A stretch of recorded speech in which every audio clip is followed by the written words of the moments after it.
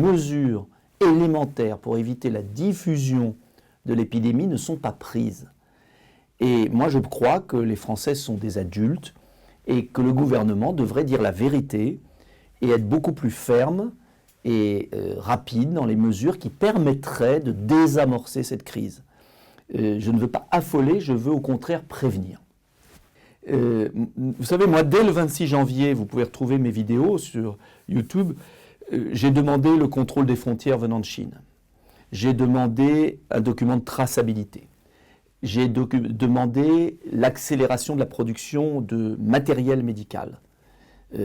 J'ai demandé que l'on informe la population sur des gestes simples. Il a fallu attendre fin février pour qu'il y ait le début d'un commencement de politique. Encore une fois, tout n'est pas à jeter dans ce que fait le gouvernement. Ce serait excessif. Il y a des bonnes mesures. Simplement, c'est toujours trop peu et trop tard.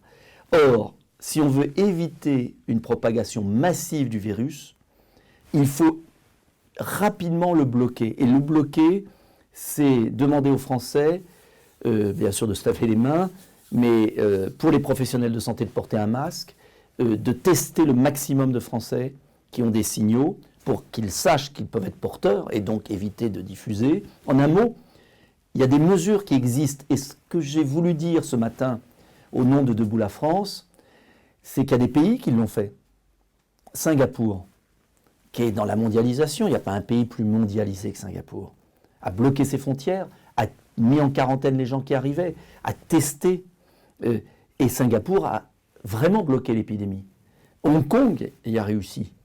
Le Danemark vient de prendre des mesures aujourd'hui. Les États-Unis viennent de décider la suspension des vols. Mais si on avait fait ça pour les vols venant de Chine, on n'en serait pas là aujourd'hui.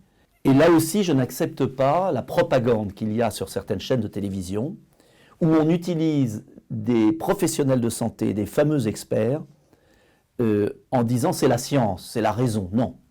Les professionnels de santé ne sont pas tous d'accord entre eux. Les professionnels de santé se sont parfois trompés. Quand je dis les grands experts, n'oubliez pas que Mme Buzyn, fin janvier, nous expliquait qu'il n'y aurait pas d'épidémie en France parce que les experts l'avaient dit.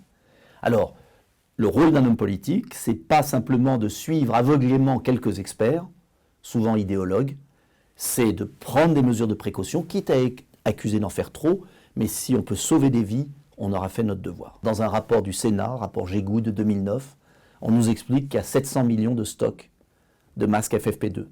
Et on nous apprend dans un rapport de l'âtre du Sénat de 2015, et là j'aimerais que les journalistes fassent leur enquête, que le stock a disparu.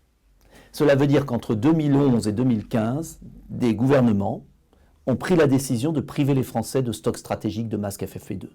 Et je vous rappelle qu'en 2009, tous les médecins de France avaient reçu un kit parfait de protection avec le bon masque, les bonnes lunettes, les bons gants.